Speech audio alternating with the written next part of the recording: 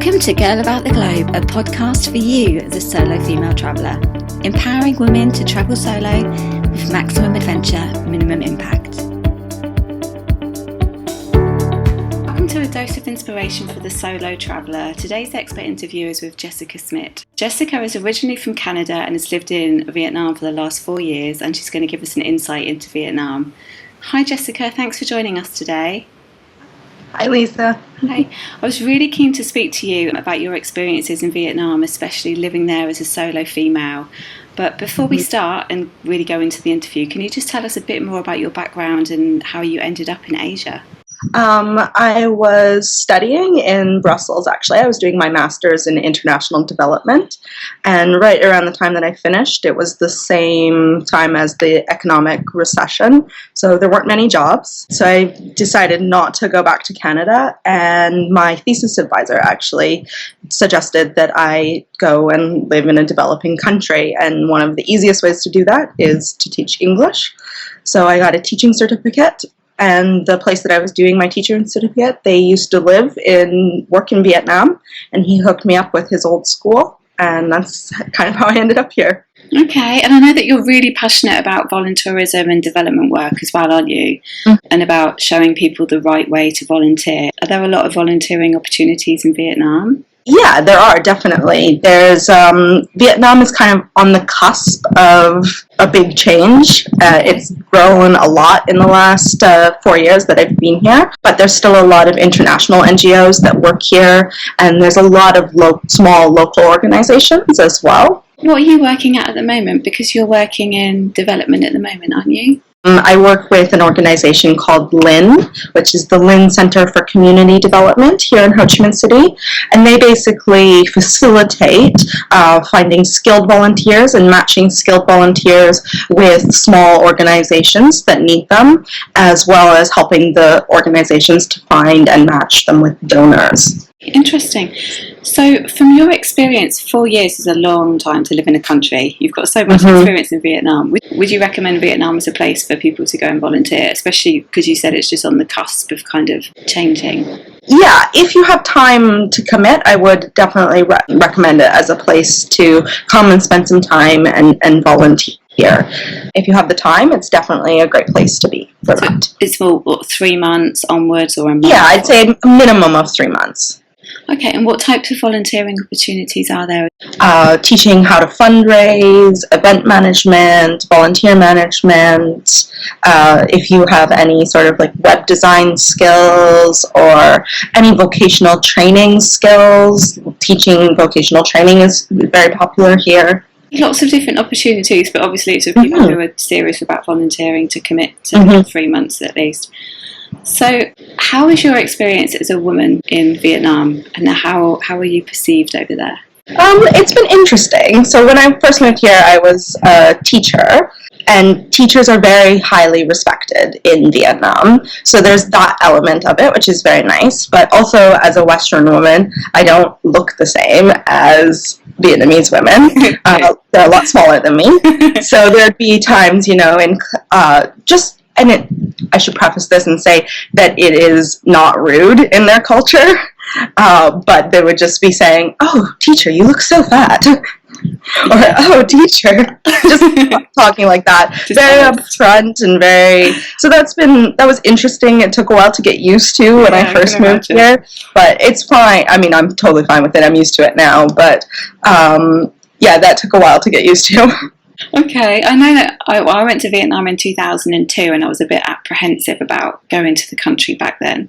I know that most people probably do, or they go to Thailand and then Cambodia and then might not get as far as Vietnam. So what do you think the country has to offer people travelling alone? Yeah, well, Vietnam has changed a lot since then, I would imagine, but it's definitely not as easy to travel in Vietnam as it is to travel in Thailand, for example. Yeah. The infrastructure is just not there yet, and the resources there's not as many resources. But I think that Vietnam is an extremely beautiful country, and there's a lot of places that are still very untouched. They discovered a huge new cave in the north that no one had ever even seen before. Wow. 2009. So yeah, so there's a lot of natural beauty here. The terrain is quite different. You can get a little bit of everything: mountains and trekking, to the ocean, to caves, to the delta with the mangrove forests. Yeah. So you can get a little bit of everything, and the people are just so wonderful. They're so lovely. And the food. I love food. And it's so fresh and good for you as well, isn't it? Yeah. Because I know it takes quite a long time. Say if you go to Ho Chi Minh and then go up to Hanoi, and Hanoi's kind of, you've got all the boat tours from Hanoi. So how long realistically would you say that you'd need to see Vietnam? I'd say 3 to 4 weeks if you were moving around quite a lot the whole time. And now actually they have a cheap airline, so you can actually fly to a lot of places. Wow. Called Vietjet. Vietjet. Yeah. Okay. Because I know when I went, a lot of it was mini buses, and there was the train as well. You can get overnight train journeys, can't you? Yeah, and you can still get the overnight train, and you can still get buses. The roads are not great, and there's a lot of honking. And often, if you don't necessarily care where you're going in Vietnam, then you can get, for just as cheap as a bus ticket, a flight. And you don't have to spend the whole time on the bus. That's great for people that have got shorter time, isn't it? Yeah, exactly. So you just said about the cave that they've just discovered. Are there any other hidden gems that you would recommend for people to visit in Vietnam? Okay, well, this is not really a hidden gem. I think it's quite well known, but it is my favorite place in Vietnam. Okay. Is Hoi An. Yeah. Is that where you can get the suits made? Yeah, but it's just an old French colonial town that's been sort of combined with the Vietnamese traditions as well, and it's a very interesting mix. And even though it is quite touristy, it somehow manages to still be really lovely as well. It's not over the top. A lot of people sort of pass through Ho Chi Minh City, saying, there's not much to see or do here, but I really love Ho Chi Minh City. And I think that there's a lot of hidden gems in the city itself. Yeah, there's a lot of history in the country as well, isn't there, with the Vietnam War, and you can go and visit the museum and see some amazing photography at that time as well. There's also been a growing art scene in Ho Chi Minh City as well, so there's a lot of local artists and local musicians that have been really changing the perception of Ho Chi Minh City as well. Okay, that's interesting. And I don't know if it's changed, but I know when I went, there was a lot of guest houses along the river, which are just so tranquil at night time. And they had a system whereby you didn't pay. It was like an honour system. So if you had your food or you got a beer, you actually wrote it down in a book and then you paid when you checked out. Do they still have that? Yeah, very trusting. Yeah, very trusting. Are there any places in Vietnam, or are there any experiences you've had that surprised you? I mean, there's certainly a big adjustment period to living in Asia, but I wouldn't say that anything was extremely surprising. Did it exceed your expectations, or was it just different to what you expected? Well, I didn't have too many expectations. I didn't know that much about Vietnam before coming here, so I'm not sure that it could have exceeded or not exceeded my expectations. It took the first 6 months that I lived here, I really hated it. It's a big city, there's a lot of traffic and a lot of noise and a lot of pollution, and everything is just crazy. Moves very fast, and I'm from a small town in northern Canada, so it's quite different. And even before that, I was living in Brussels, which is relatively small. It's a relatively small city. That was a pretty big adjustment, just getting used to living in a city with 19 million people. But once you start to make friends and sort of get to know the city a little bit, I started driving. So I started driving a motorbike. Oh, wow. That sort of opened up the city for me, and I started to really enjoy it. And how do you find it on a bike? Because I remember trying to cross the road and there was about 5 different lanes of traffic. Yeah, it's a bit crazy, but somehow once you get used to the flow, it doesn't seem like it should work, but it does. I remember as well that you could hire motorbikes, so you could basically hire a motorbike with a driver for the day back. Yeah, back then it was about $6 a day, and then they take you from place to place and show you around. They still have that system. Yeah. You can get a Zaom driver, and they just sort of take you around on their motorbike, and they generally know a lot of the city. And I'm always surprised, in Ho Chi Minh City at least, not necessarily in the rest of the country, but in Ho Chi Minh City, pretty much everyone speaks enough English that you can get by. That's good. And how have you found the safety in Vietnam as a woman? In Vietnam in general, it's pretty good. Ho Chi Minh City has a reputation for petty crime, for pickpocketing and bag snatching. So guys will be on motorbikes and drive by and snatch bags off of girls. So what I always tell people when they first move here is just not carry a purse. Just put your money in your bra, or put your camera, your iPhone in your bra or something, or in your pockets, because they will, especially in the areas that a lot of the newcomers are going, like the backpacker area of the city. They will snatch it off of you, and it can often lead to some pretty bad accidents. Okay, that's a good tip actually. So what else would you say to somebody who's thinking about going to Vietnam for the first time and they might be a bit apprehensive about going?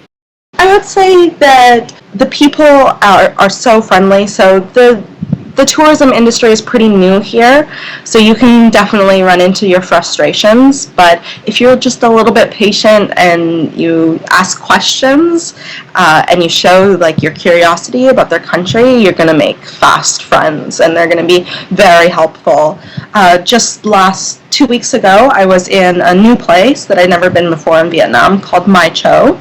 It's just outside of Hanoi, and it's in a valley surrounded by mountains, and it's just stunning. It's so beautiful. But I was trying to rent a motorbike, and the girl was like, "Oh no, we don't do that here. There's no motorbike rental service." And I said, "Are you sure? There's no way that I could rent a motorbike. I know how to drive, and it's fine." And she was like, "Okay, actually, I'll call my brother. You can use his bike for the day." Wow, and she didn't know okay. you. That's great. That's really friendly, isn't it? Yeah. So what would your perfect itinerary be? I would fly into Ho Chi Minh City, and I think it's much cheaper to fly into Ho Chi Minh City than to Hanoi. It's a bigger city, more connections. But fly into Ho Chi Minh City, and then I would do Hoi An and Dalat in the south, and then go up north, and from Hanoi do Ha Long Bay, because you just have to do Ha Long Bay, even though it is crazy and so busy. But then you also go to Ninh Binh, which is quite close to Ha Long Bay, and it's the similar limestone mountains, but it's inland, and so you're going through river waterways and paddling in boats, and it's just as beautiful as Ha Long Bay and a lot quieter. It's really nice. And you could do a day trip there from Hanoi. Okay. And then it would be Sapa as well. Is that where they Or as an alternative to Sapa, because Sapa is quite busy, is Mai Chau that I was just telling you about. And can you do a tribe immersion in Mai Chau? Because I know you can in Sapa, can't you? Yeah, you can do homestays and stay with the local family. They're actually really well known for their traditional weaving as well, and you can sit with them and watch them do it. It's incredible, the talent that goes into it and the time. Fantastic. So that's a couple of good alternatives there to Ha Long Bay and to Sapa as well. Yeah. Touristy. Fantastic. I mean, they're both really stunningly beautiful. There's a reason why so many people go there, but a lot of people go there. Yeah, really well-known areas now. Yeah. So you wrote a really, really good piece for the Girl About the Globe website. Thank you for that. It was on how to be a socially responsible traveller. So can you just tell us a bit more about that? Because I know you're quite passionate about... I think that it's a really important alternative to volunteering. Volunteering isn't always, the timing doesn't work out, or you can't find an organization that fits with your ideas or your skills. There's various reasons why maybe volunteering isn't the best option when you're in a country. And a great alternative to that is supporting social businesses. And there's been a huge growth in social businesses in Vietnam and Southeast Asia in general, actually. In Vietnam, there's been quite a few, and they're either partnering with an NGO, and the profits are going back to that NGO, or they're training kids from disadvantaged backgrounds or people with disabilities, and they're training them so that they'll have marketable skills once they finish the training program. Everything from restaurants to cafes to shops and hotels. So if anybody wants some more details on that, I'll put a link to the article that Jessica wrote for the site, because you've put that in so much detail, all the different places that you can visit with links to it. So thank you. Is there anything else that you want to add just as we wrap up the interview? It was lovely to meet you. Yeah, you too. So I'll put the link to everything we've discussed under the interview as well. And Jessica, thank you so much for joining us today, and I wish you every success. Yeah, thank you very much. Thank you. And you can find out exactly how to travel solo in Vietnam with our Solo Travel in Vietnam Destination Guide. Thanks for listening to our Girl About the Globe podcast, making solo travel easier for you. Find everything that you need for your solo travels at girlabouttheglobe.com, and don't forget to subscribe so you don't miss an episode.